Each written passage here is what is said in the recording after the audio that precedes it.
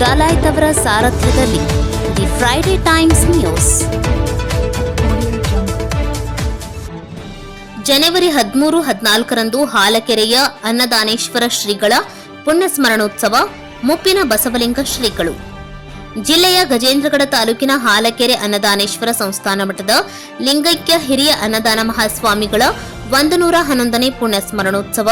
ಕಾಯಕಯೋಗಿ ಲಿಂಗೈಕ್ಯ ಡಾ ಅಭಿನವ ಅನ್ನದಾನ ಮಹಾಸ್ವಾಮಿಗಳವರ ದ್ವಿತೀಯ ಪುಣ್ಯ ಸ್ಮರಣೋತ್ಸವ ಹಾಗೂ 173ನೇ ಅನ್ನದಾನೇಶ್ವರ ಮಹಾರಥೋತ್ಸವದ ಕಾರ್ಯಕ್ರಮಗಳು ಇದೇ ಜನವರಿ 13 ಹಾಗೂ 14ರಂದು ಅಕ್ಷರ ಉತ್ಸವದಡಿ ನಡೆಯಲಿವೆ ಎಂದು ಹಾಲಕೆರೆ, ಹೊಸಪೇಟೆ, ಬಳ್ಳಾರಿಯ ಅನ್ನದಾನೇಶ್ವರ ಸಂಸ್ಥಾನ ಮಠದ ಪೂಜ್ಯ ಶ್ರೀ ಮುಪ್ಪಿನ ಬಸವಲಿಂಗ ಸ್ವಾಮೀಜಿಯವರು ಹೇಳಿದರು.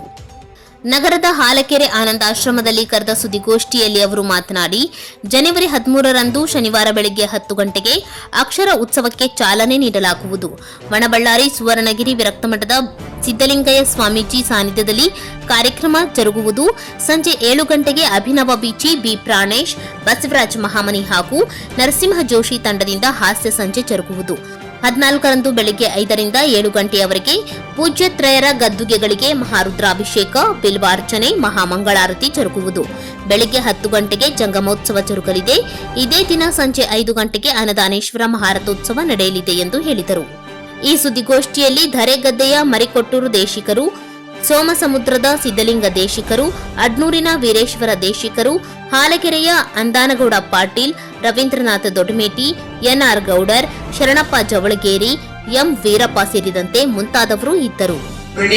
ಬಸವಾದಿ ಪ್ರಮುಖರನ್ನ ಕಾರುಣಿಕ ಯುಗ ಪುರುಷ ಶಿವಯೋಗ ಮಂದಿರ ಸಂಸ್ಥಾಪಕ ಪೂಜ್ಯ ಗುರುಗಳವರನ್ನ ಹೃದಯ ಮಂದಿರದಲ್ಲಿ ಸ್ಮರಿಸಿ, ಹಾಲಕೆರೆಯ ಅನ್ನದಾನೇಶ್ವರ ಸಂಸ್ಥಾನ ಮಠದ, ಹಂಪಿ ಹೊಸಪೇಟೆಯ ಜಗದ್ಗುರು ಕೊಟ್ಟೂರು ಸ್ವಾಮಿ ಸಂಸ್ಥಾನ ಮಠದ ನಿರಂಜನ ಗುರು ಪರಂಪರೆಗೆ ಹಣೆಮಣೆದು ಪೂಜ್ಯ ಗುರುಗಳವರನ್ನ ಹೃದಯ ಮಂದಿರದಲ್ಲಿ ಸ್ಮರಿಸಿ, ಶ್ರೀ ಹಾಲಕೆರೆಯ ಅನ್ನದಾನೇಶ್ವರ ಸಂಸ್ಥಾನ ಮಠದಲ್ಲಿ ಪ್ರತಿ ವರ್ಷದಂತೆ ಈ ವರ್ಷವೂ 173ನೇ ಜಾತ್ರಾ ಮಹೋತ್ಸವ, ಪೂಜ್ಯ ನಮ್ಮ ಹಿರಿಯ ಅನ್ನದಾನ ಮಹಾಶಿವಯೋಗಿಗಳವರ 111ನೆಯ ಪುಣ್ಯ ಸ್ಮರಣೋತ್ಸವ, ಪೂಜ್ಯ ನಮ್ಮ ಗುರುಗಳವರ ಅಂದ್ರೆ ಅಭಿನವ ಅನ್ನದಾನ ಮಹಾಸ್ವಾಮಿಗಳವರ ದ್ವಿತೀಯ ಪುಣ್ಯಾರಾಧನೆ, ಈ ಎಲ್ಲ ಕಾರ್ಯಕ್ರಮಗಳು ಪ್ರತಿ ವರ್ಷದಂತೆ ಒಂದು ಅತ್ಯಂತ ವಿಜೃಂಭಣೆಯಿಂದ ಜರುಗತಕ್ಕಂತಹ ಕಾರ್ಯಕ್ರಮಗಳು.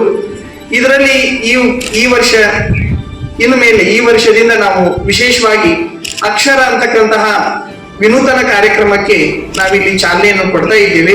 ಈ ಒಂದು ಪತ್ರಿಕಾಗೋಷ್ಠಿಯಲ್ಲಿ ನಮ್ಮೊಂದಿಗೆ ಆಗಮಿಸಿರ್ತಕ್ಕಂತಹ ಎಲ್ಲ ಪರಮ ಪೂಜ್ಯರಲ್ಲಿ, ನಮ್ಮ ಹಾಲಕೆರೆ ಮಠದ ಹಿರಿಯರಲ್ಲಿ, ನಮ್ಮ ಅನ್ನದಾನ ವಿಜಯ ವಿದ್ಯಾಪ್ರಸಾರಕ ಸಮಿತಿಯ ಆಡಳಿತ ಮಂಡಳಿಯವರಲ್ಲಿ ಮತ್ತು ಇಲ್ಲಿರ್ತಕ್ಕಂತಹ ಪತ್ರಿಕಾಗೋಷ್ಠಿಯಲ್ಲಿ ಭಾಗಿಯಾಗಿರ್ತಕ್ಕಂತಹ ಎಲ್ಲ ವರದಿಗಾರರಲ್ಲಿ ನಮ್ಮ ಶರಣಾರ್ಥಿಗಳು. ಈ ದಿನ ತಮ್ಮೆಲ್ಲರನ್ನ ಈ ಒಂದು ಪತ್ರಿಕಾಗೋಷ್ಠಿಗೆ ಕರೆಸಿದ್ದು ಯಾವ ವಿಷಯಕ್ಕಾಗಿ ಅಂತಂದ್ರೆ, ನಮ್ಮ ಹಾಲಕೆರೆ ಮಠ ತನ್ನೆಲ್ಲ ಜಾತ್ರಾ ಮಹೋತ್ಸವಗಳನ್ನ ವಿಶೇಷವಾಗಿ ಆಚರಣೆ ಮಾಡ್ತಾ ಬಂದಿದೆ. ಜಾತ್ರಾ ಮಹೋತ್ಸವಗಳು ಅಂತಂದ್ರೆ ಕೇವಲ ಅಲ್ಲಿ ಉತ್ಸವಗಳನ್ನ ಮಾಡಿ ಅಲ್ಲಿ ಜನರನ್ನ ಕೂಡಿಸ್ತಕ್ಕಂಥದ್ದು ಮಾತ್ರ ಅಂತಕ್ಕಂತಹ ಕಾನ್ಸೆಪ್ಟ್ ಅನ್ನ ನಮ್ಮ ಗುರುಗಳು ಇಟ್ಕೊಂಡಿದ್ದಿಲ್ಲ. ಆ ಜಾತ್ರಾ ಮಹೋತ್ಸವದೊಳಗೆಲ್ಲ ಜನಸಾಮಾನ್ಯರಿಗೆ ಸಮಾಜೋಪಯೋಗಿ ಆಗ್ತಕ್ಕಂತಹ ಕಾರ್ಯಕ್ರಮಗಳನ್ನೆಲ್ಲ ನಮ್ಮ ಹಿರಿಯ ಗುರುಗಳವರು ಮಾಡ್ತಿದ್ರು. ಹಾಲಕೆರೆ ಮಠದ ಜಾತ್ರಾ ಮಹೋತ್ಸವದ ಅಂಗವಾಗಿನ 263 ಚಕಡಿಗಳ ಮುಖಾಂತರ ಉಳಿವಿ ಯಾತ್ರೆ ಮಾಡಿ ಸಾವಯವ ಕೃಷಿ, ಜೈವಿಕ ಇಂಧನ ಈಗೆಲ್ಲ ದೊಡ್ಡ ಸಮಸ್ಯೆಗಳಾಗಿದ್ದು ಅಂತಕ್ಕಂಥದ್ದು ತಮ್ಮೆಲ್ಲರಿಗೂ ಗೊತ್ತಿದೆ. ಈಗ ನಾವು ಭೂಮಿಯನ್ನ ಕೆಡಿಸ್ತಾ ಇರ್ತಕ್ಕಂಥದ್ದು, ವಾಯು ಕೆಡಿಸ್ತಾ ಇರ್ತಕ್ಕಂಥದ್ದು, ಇದ್ರ ಕುರಿತು ಸುಮಾರು 10 ವರ್ಷಗಳ ಹಿಂದನ ನಮ್ಮ ಗುರುಗಳವರು ದೊಡ್ಡ ಒಂದು ಯಾತ್ರೆಯನ್ನ ಮಾಡಿ ನೂರಾರು ಹಳ್ಳಿಗಳಲ್ಲಿ ಇರ್ತಕ್ಕಂಥ ಜನರಿಗೆ ಜಾಗೃತಿ ಮಾಡಿರ್ತಕ್ಕಂಥದ್ದು ಒಂದು ಇತಿಹಾಸ. ಈ ವರ್ಷ ನಾವು ಏನ್ ವಿಚಾರ ಮಾಡಿದೀವಿ ಅಂತಂದ್ರೆ, ನಾವು ದೊಡ್ಡವರು ಹೇಳಿದ ತಕ್ಷಣ ಸರಿಯಾಗಿ ತಿಳ್ಕೊಳ್ಳೋದಿಲ್ಲ, ಮಂಡಾಗಿ ಬಿಟ್ಟಿರ್ತಾರೆ. ಏನ್ ಹೇಳಿದ್ರು ಹೇಳ್ತಾರೆ ಬಿಡು ಗುರುಗಳು, ಆಯ್ತಂತಂದು ಊಟ ಮಾಡ್ಕೊಂಡು ಎದ್ದು ಹೋಗ್ಬಿಡ್ತಾರೆ. ಆದ್ರೆ ನಾವು ಮಕ್ಕಳಿದ್ದಾಗ ಸಣ್ಣ ಮಕ್ಕಳಿಗೆ ಕಾಲೇಜ್ನೊಳಗೆ ಓದ್ತಕ್ಕಂಥವ್ರು, PUC ಒಳಗೆ ಓದ್ತಕ್ಕಂಥವ್ರು, ಡಿಗ್ರಿ ಮತ್ತು ಹೈಸ್ಕೂಲ್ ನಲ್ಲಿ ಓದ್ತಕ್ಕಂತಹ ಮಕ್ಕಳಿಗೆ ನಾವು ಪ್ರಕೃತಿ ಬಗ್ಗೆ ಸರಿಯಾಗಿ ತಿಳಿಸ್ಬೇಕು. ಜೀವನ ಅಂದ ತಕ್ಷಣನೇ ಈಗ ಒಂದು ವೈದ್ಯಕೀಯ ಕ್ಷೇತ್ರನೋ ಅಥವಾ ಇನ್ನೊಂದು ಇಂಜಿನಿಯರಿಂಗ್ ಕ್ಷೇತ್ರನೋ ಆಯ್ಕೆ ಮಾಡಿಕೊಂಡು ಹಣ ಗಳಿಸುವುದು ಮಾತ್ರ ಅಂತಕ್ಕಂತಹ ಒಂದು ಭ್ರಮೆ ಈಗಿರ್ತಕ್ಕಂತಹ ಪೀಳಿಗೆಗೆ ಬರ್ತಾ ಇದೆ. ಅದು ದೂರ ಆಗಬೇಕು. ಜೀವನ ಅಂತಂದ್ರೆ ಬರೀ ದುಡ್ಡು ಅಷ್ಟಲ್ಲ, ನಾನು ಬದುಕಿರುವ ಪ್ರತಿ ಕ್ಷಣನೂ ಸಹ ಅಮೂಲ್ಯವಾಗಿರ್ತಕ್ಕಂಥದ್ದನ್ನೋದು ಎಲ್ರಿಗೂ ಅರ್ಥ ಮಾಡ್ಬೇಕು ಅನ್ನೋದು ಮೊದಲನೇ ಕಾನ್ಸೆಪ್ಟ್. ಇದು ಅಕ್ಷರದ ಮೊದಲನೇ ಕಾನ್ಸೆಪ್ಟ್. ಅಂದ್ರೆ ಅಕ್ಷರ ಅಂದ ಕೂಡಲೇ ಬಹಳ ಜನ ತಿಳ್ಕೊಳ್ಳೋದೇನು, ಮಕ್ಕಳಿಗಾಗಿ ಏನೋ ಒಂದು ಕಾರ್ಯಕ್ರಮಗಳನ್ನ ಮಾಡ್ತಾರ ಅಂತ ಅಷ್ಟೇ ಅಲ್ಲ, ಮಕ್ಕಳಿಗಾಗಿನ ಕಾರ್ಯಕ್ರಮ. ಯಾಕಂದ್ರೆ ಮಕ್ಕಳೇ ನಾಳಿನ ನಾಡ ಹಿರಿಯರಾಗ್ತಕ್ಕಂಥವ್ರು.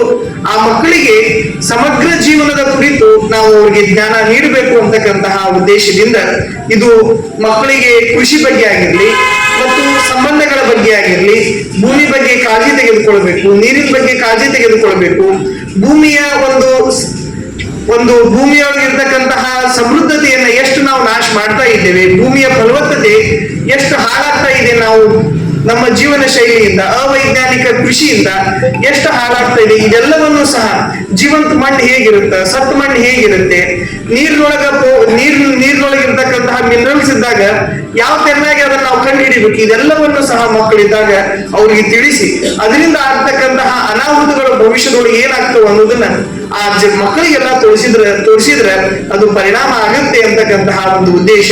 ಬರುವ ದಿನಗಳೊಳಗ ಇದನ್ನೊಂದು ಮಕ್ಕಳಲ್ಲಿ ಇರ್ತಕ್ಕಂತಹ ಪ್ರತಿಭೆಗಳನ್ನ ನಮ್ಮ ಅನ್ನದಾನ ವಿಜಯ ವಿದ್ಯಾಪ್ರಸಾರಕ ಸಮಿತಿ ಸುಮಾರು 80 ವರ್ಷಗಳಿಂದ ತನ್ನ ಸೇವೆಯನ್ನು ಮಾಡ್ತಾ ಇದೆ. ವಿಶೇಷವಾಗಿ ಈ ಸಂಸ್ಥೆ ಅನ್ನದಾನ ವಿಜಯ ವಿದ್ಯಾಪ್ರಸಾರಕ ಸಮಿತಿ ಸ್ಥಾಪನೆಯಾಗಿ ಇಷ್ಟ ಆದ್ರೆ ನಮ್ಮ ಮಠದ ವತಿಯಿಂದ ಶಿಕ್ಷಣ ನೀಡತಕ್ಕಂತಹ ಕೆಲಸವನ್ನ 1913ಲಿಂದನ ನಮ್ಮ ಗುರುಗಳವರು ಪ್ರಾರಂಭ ಮಾಡಿದ್ದಾರೆ. ಪಾಠಶಾಲೆಗಳನ್ನ ಪ್ರಾರಂಭಿಸುವುದರ ಮೂಲಕ 1913 1912ರೊಳಗ ನಮ್ ದೊಡ್ಡ ಅಜ್ಜವ್ರ ಲಿಂಗದೊಳಗಾದ್ರು ಹಿರಿಯ ಅನ್ನದಾನ ಮಹಾಶಿವಗಳವರು. ಅವ್ರ ಲಿಂಗದೊಳಗಾದಾಗ ಜನ ಬಂದು ಕಾಣಿಕೆಯನ್ನ ಕೊಟ್ಟು ಇಟ್ಟಿರ್ತಕ್ಕಂಥದ್ದಲ್ಲಿ 10,000 ರೂಪಾಯಿ ಕಾಣಿಕೆ ಸೇರಿತ್ತ ಆಗಿನ ಕಾಲಕ್ಕೆ. ಅಂದ್ರೆ ಅವಾಗ ಜನ ಎಷ್ಟು ಸೇರಿದ್ರು ಇದ್ರ ಮೇಲೆ ನಾವು ಊಹೆ ಮಾಡ್ಕೋಬಹುದು. ಈಗಿನ 10,000 ಅಲ್ಲ, 112 ವರ್ಷಗಳ ಹಿಂದೆ 10,000 ಸೇರಿರ್ತಕ್ಕಂಥ ಕಾಣಿಕೆಯನ್ನು ಅಜ್ಜವರು ತೆಗೆದುಕೊಂಡು ಮಠ ಕಟ್ಟಿಸಕ್ ಹೋಗ್ಲಿಲ್ಲ, ಪಾಠಶಾಲೆಯನ್ನು ಪ್ರಾರಂಭ ಮಾಡಿದ್ರು. ಮಕ್ಕಳಿಗೆ ಅಲ್ಲಿ ಹಲವಾರು ಮಕ್ಕಳಿಗೆ ಕಾಶಿಗೆ, ಅವಾಗೆಲ್ಲ ವಿದ್ಯಾರ್ಜನೆ ಅಂತಂದ್ರೆ ಕಾಶಿ ಕಳಿಸ್ತಕ್ಕಂಥದ್ದು, ಹಲವಾರು ಮಕ್ಕಳನ್ನ ಕಾಶಿಗೆ ಕಳಿಸಿರ್ತಕ್ಕಂಥದ್ದು.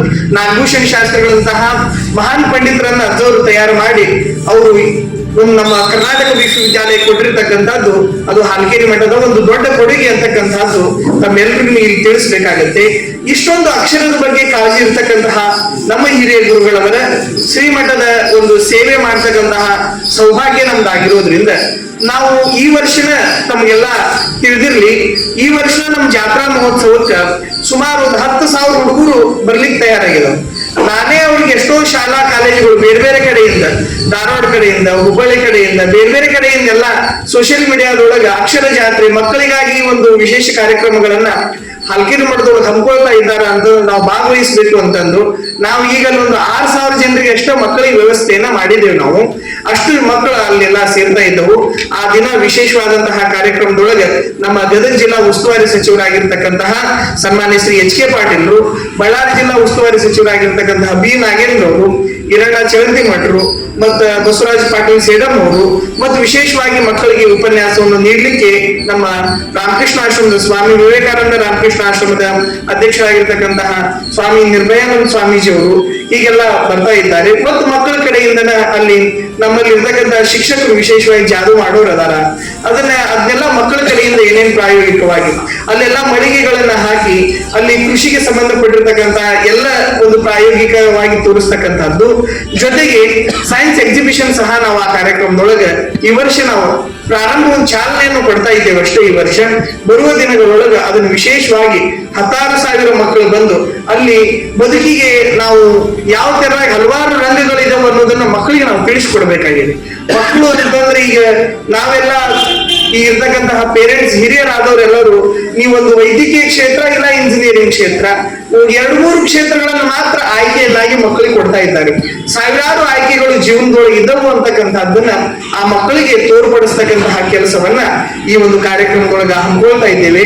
ಬರುವ ದಿನಗಳೊಳಗೆ ರೈತರಿಗೆ ಸಂಬಂಧಪಟ್ಟಂಗೂ ಸಹ ಹಲವಾರು ಜಾಗೃತಿ ಕಾರ್ಯಕ್ರಮಗಳನ್ನ ನಾವು ಅಕ್ಷರ ಭಾರತ ಪ್ರತಿಷ್ಠಾನ ಅಂತಕ್ಕಂತಹ ಒಂದು ಸಂಸ್ಥೆಯನ್ನ ಮಾಡಿ ಹಳ್ಳಿಗೆ ಹೋಗಿ ಜನರಿಗೆ ಅಲ್ಲೇ ಇರ್ತಕ್ಕಂತಹ ಭೂಮಿಯ ಮಣ್ಣು ಮತ್ತು ಅಲ್ಲಿ ಅದು ಸಂಪೂರ್ಣವಾಗಿ ಫಲವತ್ತಿದೆಯೋ ಇಲ್ವೋ ಅಂತಕ್ಕಂಥದ್ದನ್ನೆಲ್ಲ ಜನರಿಗೆ ಪ್ರಾಯೋಗಿಕವಾಗಿ ನಮ್ಮ ಹಿರಿಯರು ನಮ್ಮ ರಾಸಾಯನಿಕ ಗೊಬ್ಬರಗಳನ್ನು ಉಪಯೋಗ ಮಾಡಲಾರ್ದ ತಿಪ್ಪಿ ಗೊಬ್ಬರ ಉಪಯೋಗ ಮಾಡಿ, ಕಾಂಪೋಸ್ಟ್ ಗೊಬ್ಬರ ಉಪಯೋಗ ಮಾಡಿ, ಜೀವಾಮೃತವನ್ನು ಉಪಯೋಗ ಮಾಡಿ ಬೆಳೆಗಳನ್ನ ಬೆಳೀತಿದ್ರು. ಅವ್ರು ಒಂದು ಚೀಲ 2 ಚೀಲ ಹಾಕ್ತಾ ಇರ್ತಕ್ಕಂತಹ ಯೂರಿಯಾ ಮತ್ತು ಈ DAP ಗೊಬ್ಬರಗಳು ಈಗೆಲ್ಲ 10 ಚೀಲಕ್ಕೆಲ್ಲ ಬಂದ್ ನಿಂತವು.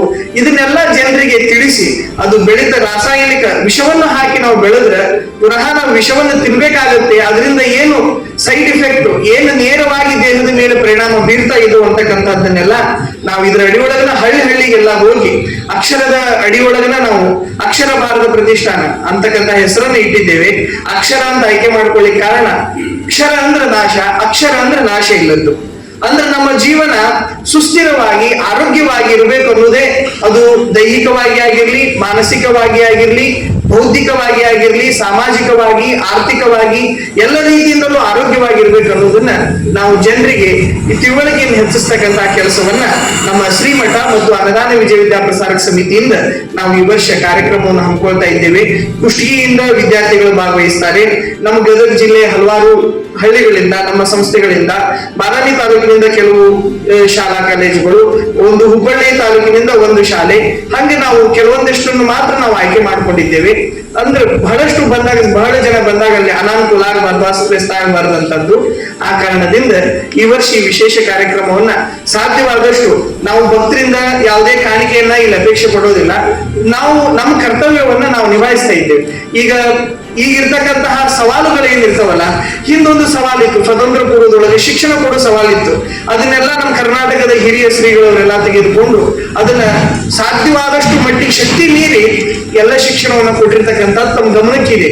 ಈಗೆಲ್ಲ ಸರ್ಕಾರ ಸಾಕಷ್ಟು ಸವಲತ್ತುಗಳನ್ನ, ಶಿಕ್ಷಣ ಸಂಸ್ಥೆಗಳನ್ನ ಪ್ರಾರಂಭ ಮಾಡ್ತಾ ಇರೋದ್ರಿಂದ ಈಗಿನ ಜ್ವಲಂತ ಸಮಸ್ಯೆಗಳಿಗೆ ನಮ್ಮ ಜಾತ್ರೆಗಳು, ನಮ್ಮ ಉತ್ಸವಗಳು, ನಮ್ಮೆಲ್ಲ ನಡೆಗಳು ಸಹ ಸ್ಪಂದಿಸಬೇಕು ಅಂತಕ್ಕಂಥ ಉದ್ದೇಶದಿಂದ ಈ ಬಾರಿ ನಾವು ಈ ಒಂದು ಕಾರ್ಯಕ್ರಮಕ್ಕೆ ಚಾಲನೆಯನ್ನು ಕೊಡ್ತಾ ಇದ್ದೇವೆ. ತಾವುಗಳೆಲ್ಲ ಪತ್ರಿಕಾಗೋಷ್ಠಿ ಒಳಗೆ ಇರ್ತಕ್ಕಂತಹ ತಾವುಗಳು ವಿಶೇಷವಾಗಿ ಇದ್ರ ಬಗ್ಗೆ ಜನರಿಗೆ ಜಾಗೃತಿ ಆಗಬೇಕು, ಇದ್ರ ಬಗ್ಗೆ ಎಲ್ಲರೂ ತಿಳ್ಕೊಳ್ಬೇಕು. ಎಲ್ಲಕ್ಕಿಂತ ಪ್ರಮುಖವಾಗಿ ಆರೋಗ್ಯ. ನಾನು ಆರೋಗ್ಯವಾಗಿದ್ರೆ ದೇಶನೂ ಕಟ್ಟಬಹುದು, ಜಗತ್ತು ಕಟ್ಟಬಹುದು. ನಂದ ಆರೋಗ್ಯ ಇಲ್ಲ ಅಂತಂದ್ರೆ, ಪ್ರಜೆಗಳು ಆರೋಗ್ಯವಾಗಿಲ್ಲ ಅಂತಂದ್ರೆ ಅಲ್ಲಿ ನಾವೇನು ಸಮೃದ್ಧಿಯನ್ನ ಕಾಣ್ಲಿಕ್ಕೆ ಆಗೋದಿಲ್ಲ.